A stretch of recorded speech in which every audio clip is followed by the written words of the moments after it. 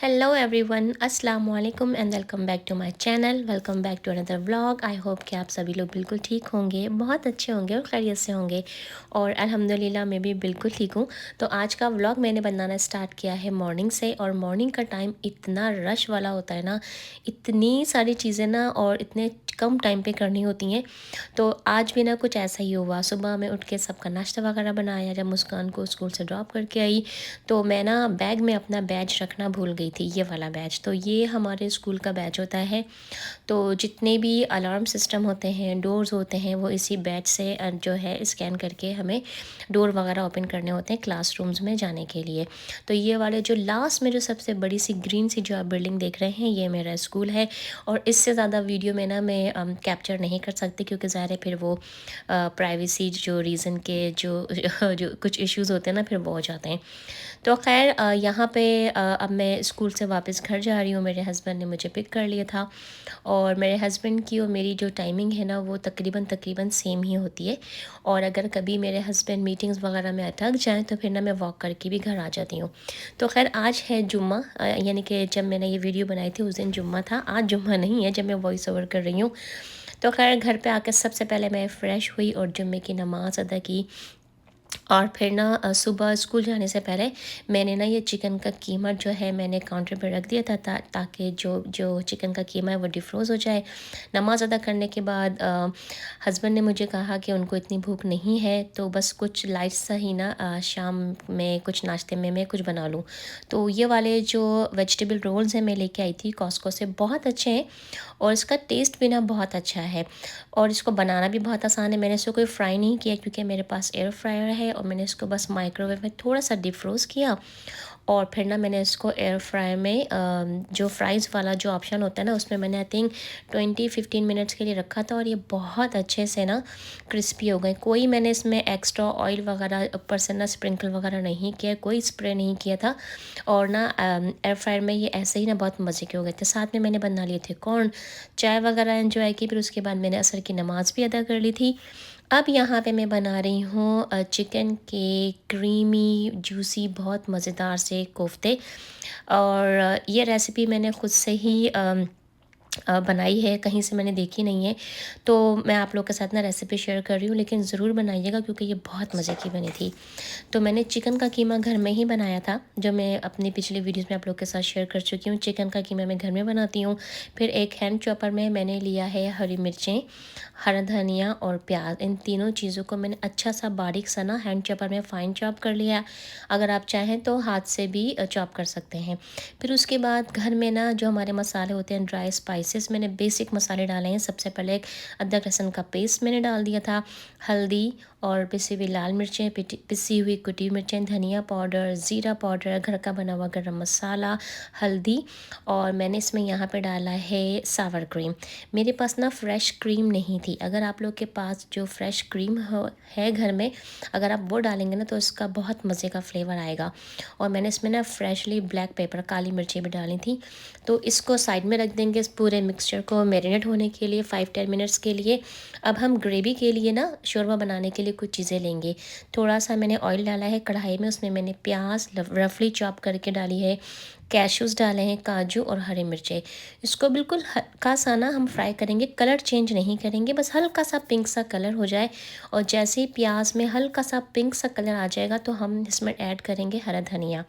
हरा धनिया डालने के बाद ना बिल्कुल भी भूनना भानना नहीं है, बस हल्का सा एक हरे धनिया का कच्चापन चला जाए।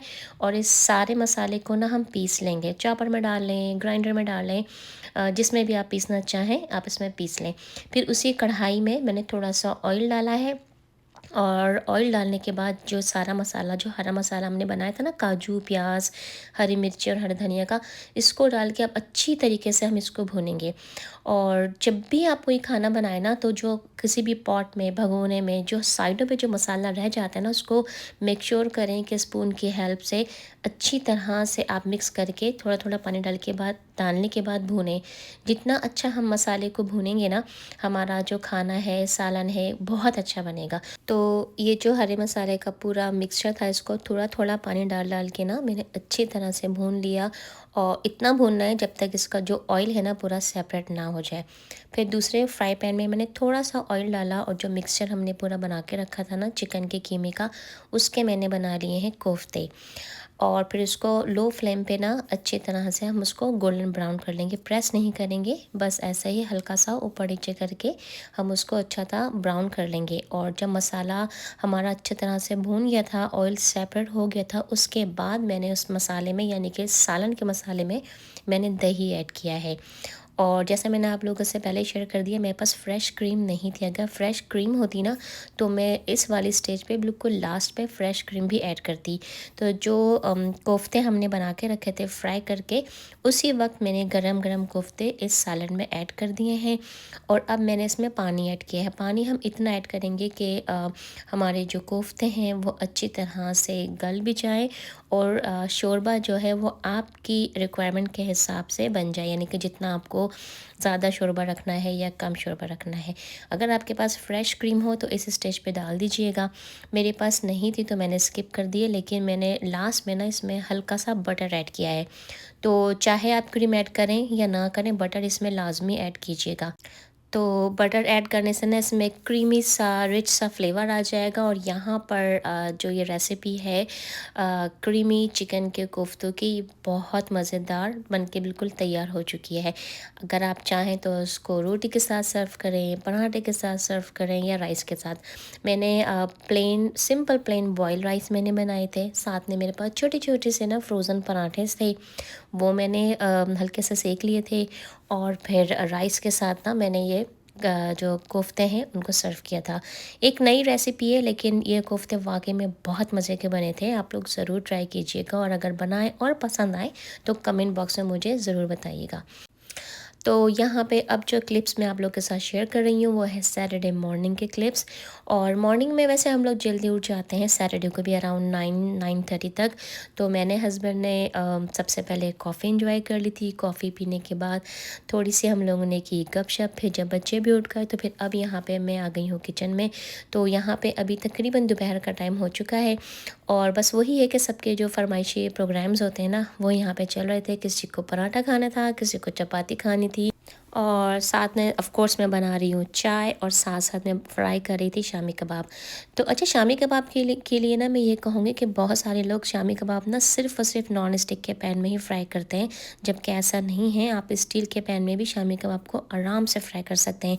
यहाँ पे सबसे पहले नाश्ता रेडी हुआ था मेरे हस्बैंड का, तो वो था तला हुआ गोश्त पराठा। तो मैंने मुस्कान को कहा कि तुम जाके पहले जल्दी से गरम गरम डैडी को दे दो, तो फिर बाकी का नाश्ता जैसे जैसे सबका रेडी होता रहेगा मैं सर्व करती रहूँगी।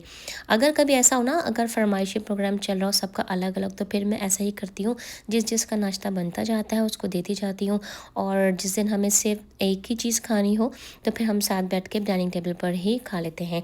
तो अच्छा, यहाँ पे ना शामी कबाब मैंने फ्राई किए हैं स्टील के पैन में। बहुत सारे लोगों की कंप्लेन होती है कि शामी कबाब या कोई दूसरे कबाब अगर हम फ्राई करें स्टील के पैन में तो वो चिपक जाते हैं, स्टिक हो जाते हैं। ऐसा नहीं है। अगर आपके पास अच्छी क्वालिटी का फ्राई पैन है स्टील का, और अगर आप उसको सही से उसको पहले हीट अप करें, ऑयल डालें, नॉर्मल आप इसको फ्लेम पे पकाएंगे तो कोई भी चीज़ जो है वो स्टील के कुकर में बिल्कुल भी स्टिक नहीं होती है।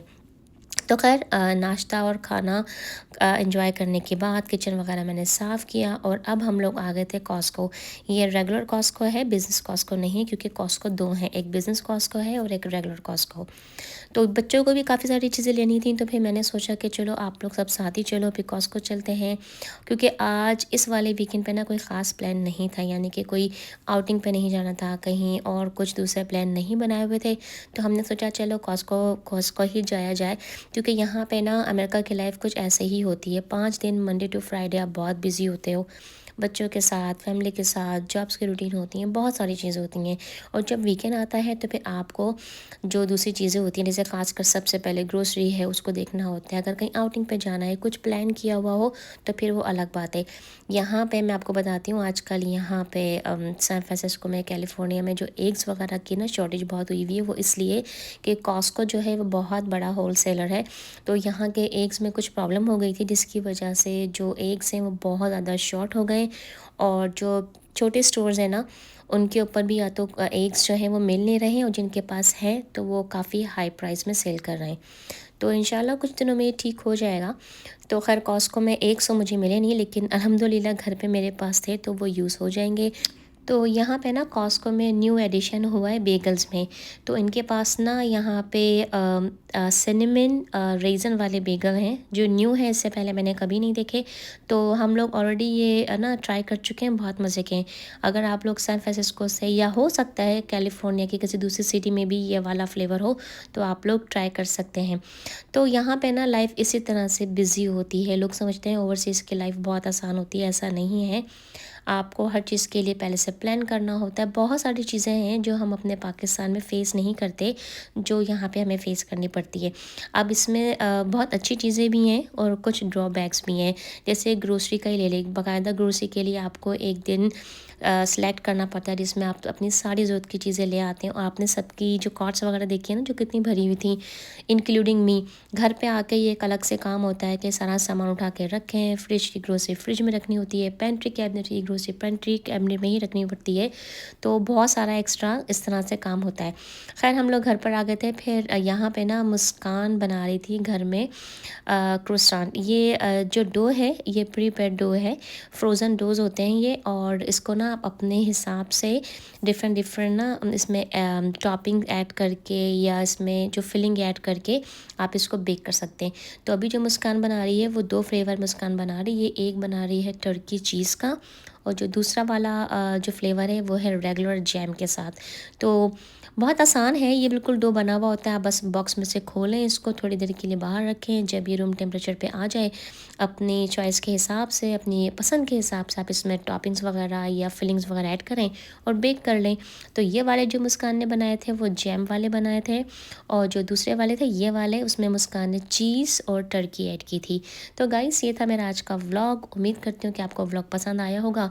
वीडियो अच्छी लगी हो तो वीडियो को लाइक ज़रूर कीजिएगा और कमेंट बॉक्स में कमेंट ज़रूर कीजिएगा। अपना बहुत ज़्यादा ख्याल रखें। आपसे मुलाकात होगी नए व्लॉग में। अल्लाह हाफ़िज़।